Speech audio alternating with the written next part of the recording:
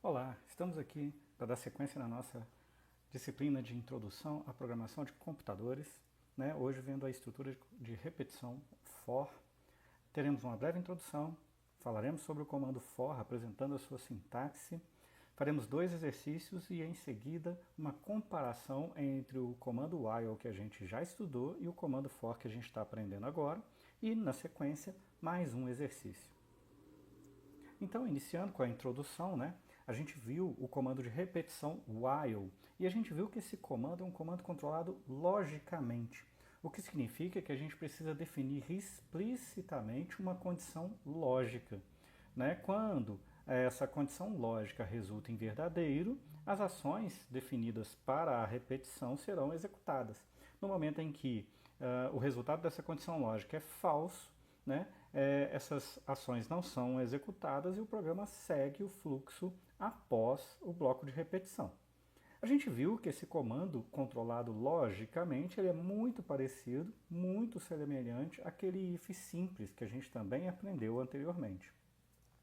Bom, a gente também viu que em muitos casos, em muitos programas, né, em alguns exercícios que a gente fez, em algumas situações que a gente também pode vivenciar, a gente sabe que a gente precisa muitas vezes realizar laços que serão baseados em contagem, serão baseados em um contador. Nós teremos critérios matemáticos para definir essa repetição.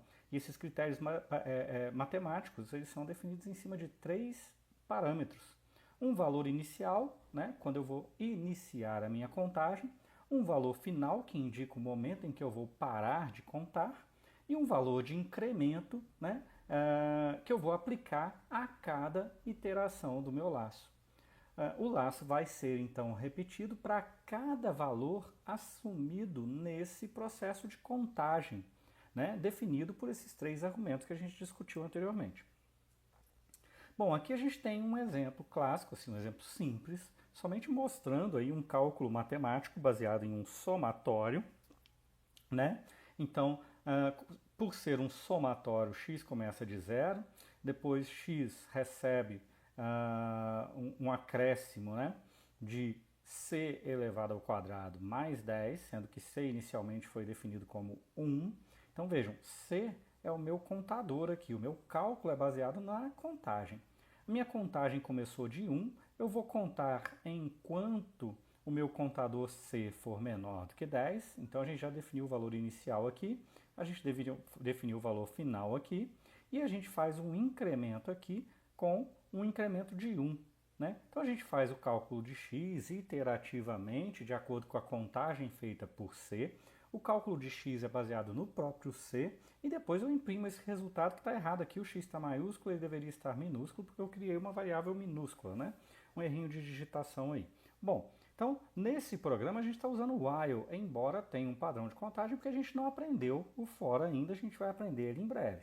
Vamos ver então, eu quero mostrar para vocês como fica esse programa. Né? Então esse programa está aqui nessa implementação já está correto, ó, o x minúsculo, então é só o slide que está com aquele errinho. Né? É importante sempre observar o código, pessoal, e dar uma olhada nele e ver, olha, esse código está coerente, esse código tem algum erro. Então às vezes algumas coisas a gente identifica só de bater o olho, né? Já com a experiência. Então, é importante essa experiência de ver soluções, de ver programas, interpretar os programas, entender o que eles fazem. E no momento de resolver um exercício, é mais importante ainda entender como aquele programa foi criado, por que ele foi criado daquela maneira, para atender os critérios daquele exercício. Nesse exemplo, é um exemplo, né, apenas para que a gente identifique aqui a questão da contagem e como que o while faz essa contagem. Então aqui o C vai ser iniciado, a variável C vai ser iniciada com o valor 1, que é o valor inicial da contagem. Depois o valor de x vai ser inicializado com o valor 0, porque eu tenho aqui a necessidade de fazer a contagem e eu tenho a necessidade de calcular, né, o somatório, o valor de x, que é definido a partir de um somatório, coisa que a gente já fez em outros exercícios, em outras situações, né, já viu em outras situações. Então, aqui agora ele vai determinar a repetição, então nós temos o bloco de repetição aqui, né, definido pelo while e pelas instruções, né, dentro do while que serão repetidas. Então ele vai avaliar, como a gente já viu, né, a expressão condicional, Essa expressão condicional ela é baseada no valor final, então vejam que aqui a condição é C menor do que 10. Então a minha referência como valor final é 10, mas vejam que por essa expressão lógica o 10 não será considerado, porque eu não tenho igual aqui. Então enquanto for menor do que 10. No momento que assumir 10, isso aqui não executa, porque vai ser falso, e o 10 não será considerado no cálculo. Isso é importante observar. Bom, então vamos lá. C é 1, entra e vai calcular a primeira parcela de C, né, de x, né, com C ao quadrado mais 10, C é 1, o resultado dessa expressão vai ser 11, ele vai acrescentar 11 a x e vai incrementar o meu contador, que é o C. Aí, vejam, vai voltar para, né, a condição, C é 2, vai executar novamente, vai voltar, o C é 3, vai executar novamente. Então vejam que o meu cálculo depende de C aqui, mas isso não é uma regra. Eu poderia ter a figura do contador aqui, mas o meu cálculo não depender dele. Mas eu poderia ter o contador aqui simplesmente para refletir aqui o meu padrão de contagem e determinar quantas vezes e como essa repetição vai ser executada, né? Por quantas vezes e por quais critérios, definindo ali um valor inicial, valor final e um incremento.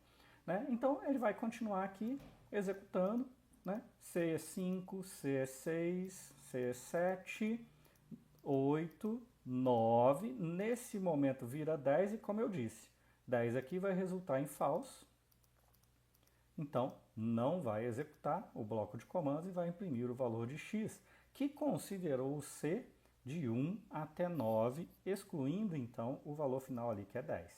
Então o resultado foi 375 e esse resultado foi impresso na tela.